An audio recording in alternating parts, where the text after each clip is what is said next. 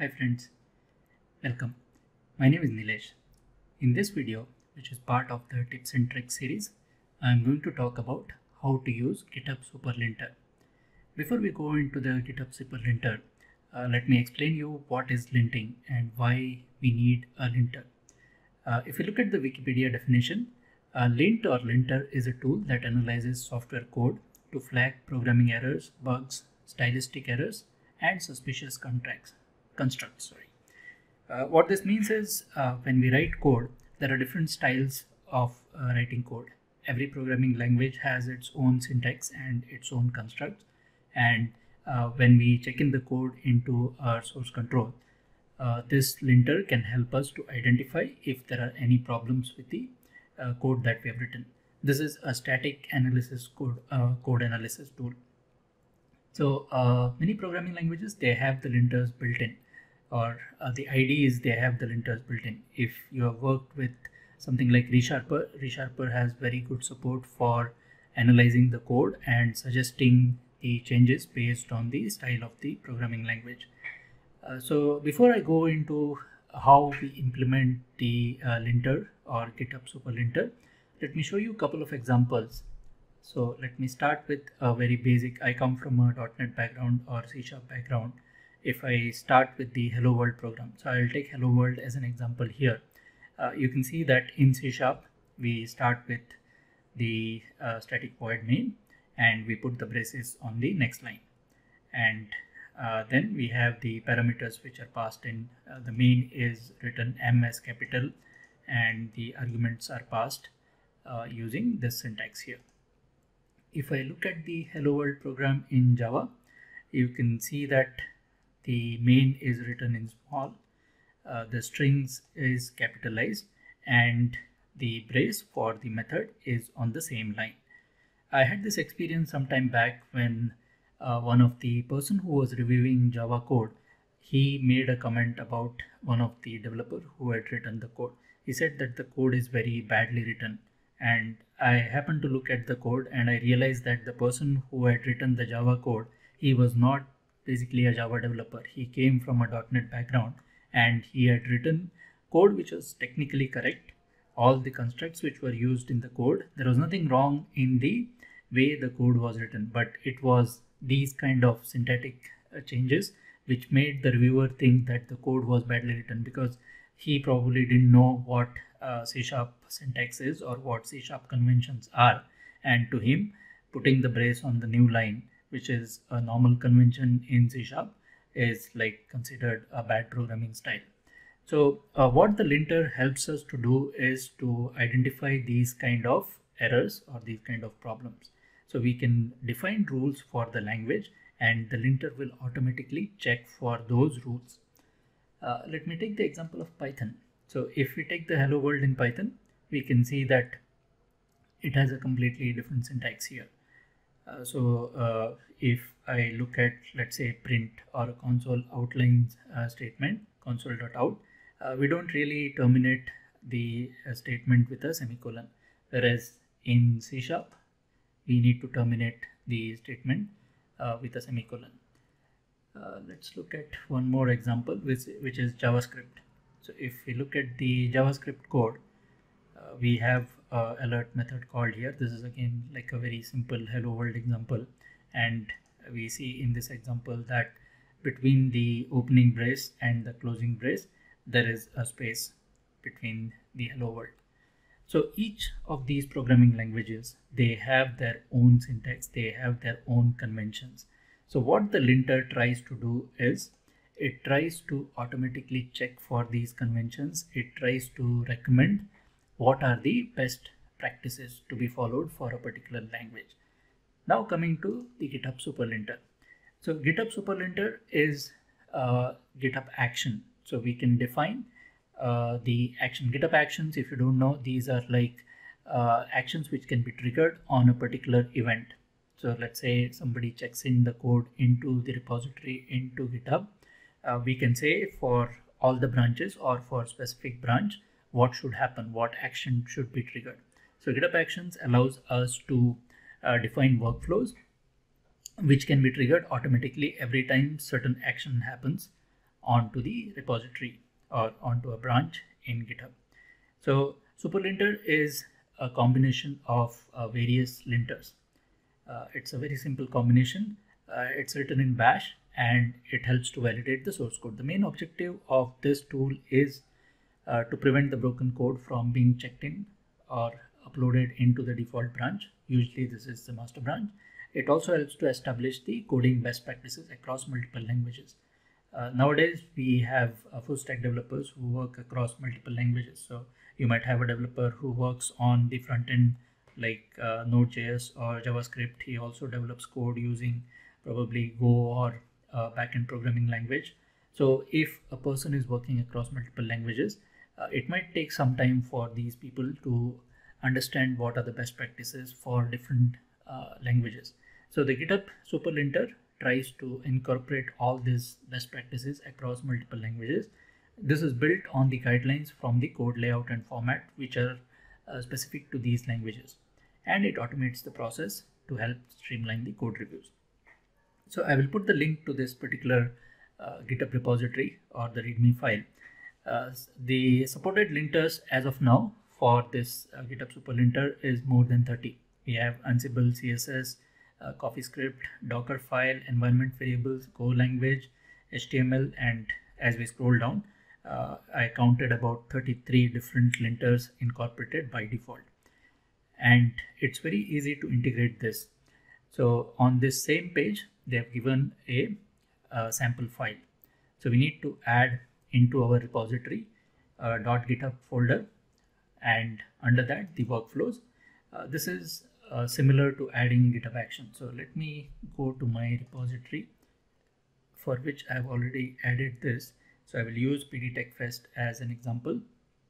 So if we look at the repository here, you can see that I have .github workflows folder, and in that I have multiple workflows, but one of them is the linter.yaml.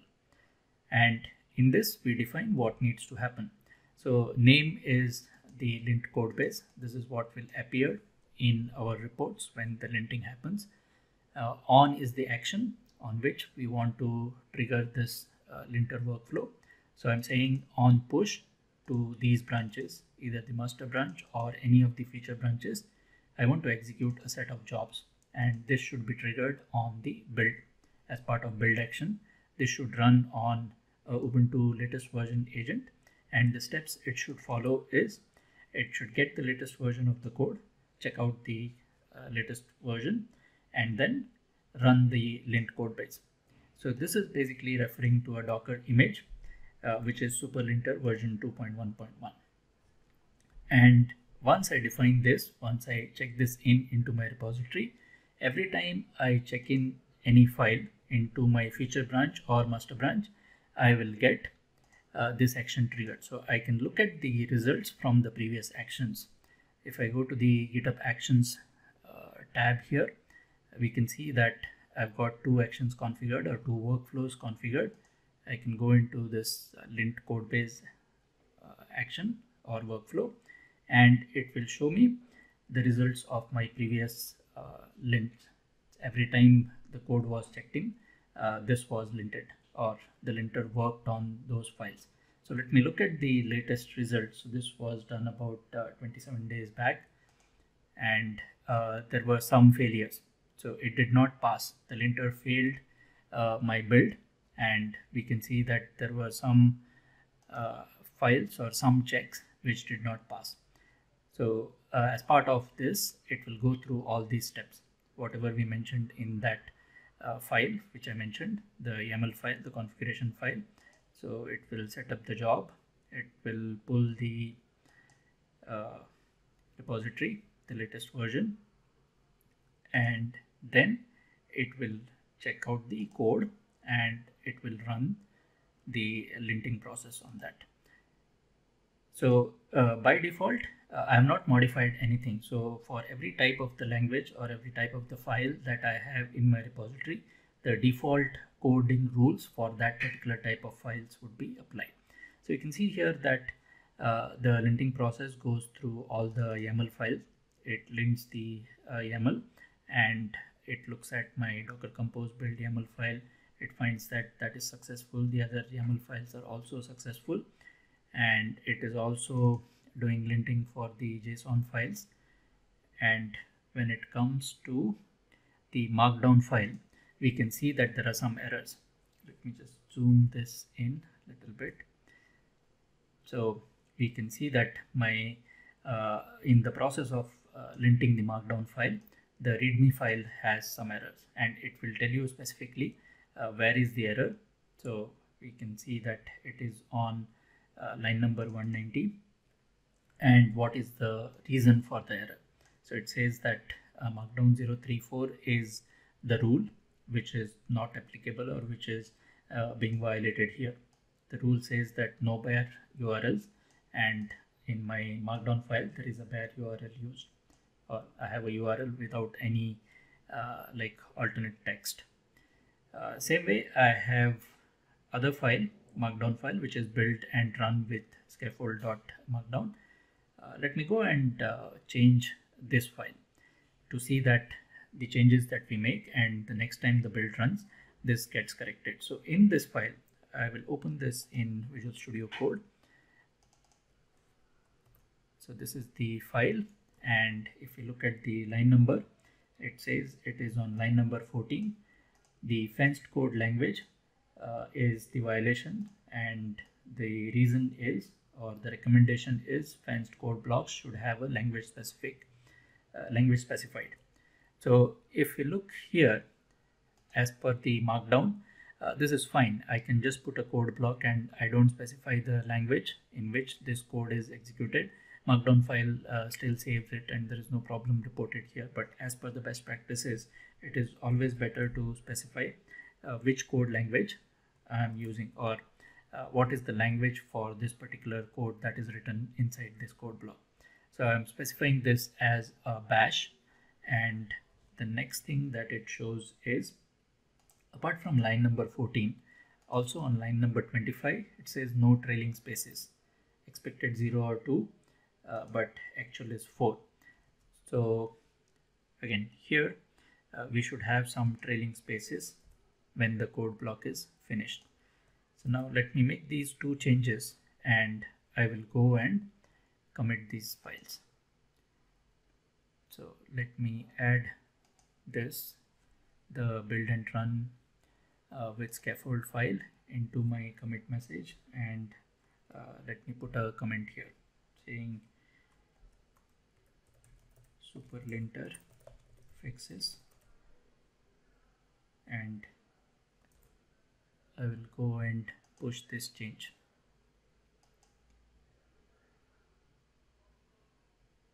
So this gets pushed to my master branch, and once this is pushed, it will trigger the workflow. So let's go back to the repository. If I go back to the actions, you can see that the superlinter fixes has been triggered. The action has been triggered, and it was triggered just 15 seconds back. So we can see the progress of this.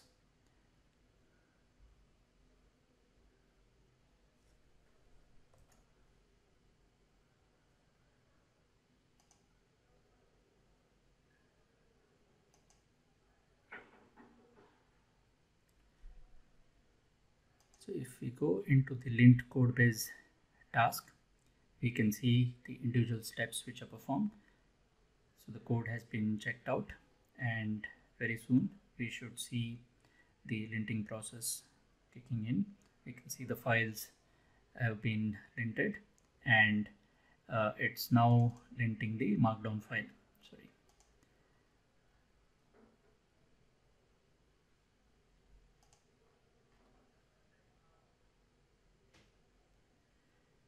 So we can see here that those two errors which were related to the line number 14 and line number 24, they don't appear anymore.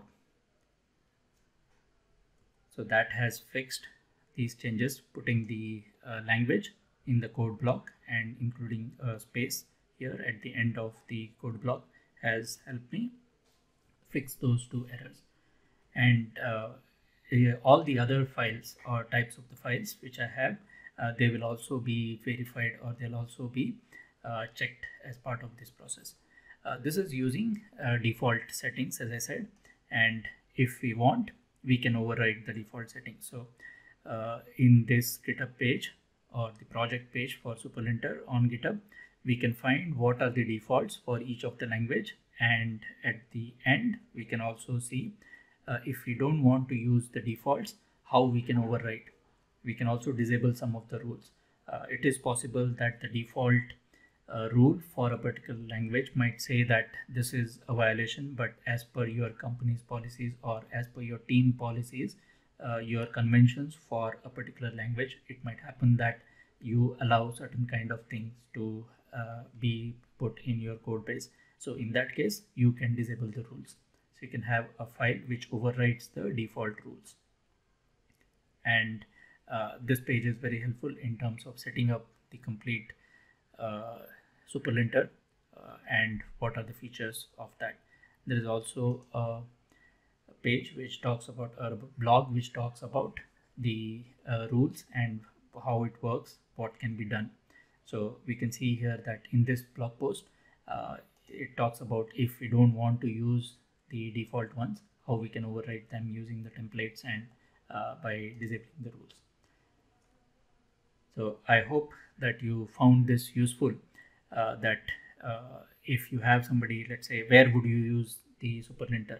My recommendation is for any project where you have different developers working. If you have a team working on a project and you want to standardize things, SuperLinter is a very good tool, or very good developer productivity tool. It will help you to standardize things. It will help you to identify very common mistakes or the conventions which are not followed as per the best practices of a particular programming language in your code very early in your life cycle. So using GitHub Actions and introducing this SuperLinter as a GitHub action in your workflow can help you improve the code quality very much. So with that, I conclude this quick demo or quick tips and tricks session. I hope you found it useful. In case you like this video, please hit the like button and subscribe to the channel. Thank you.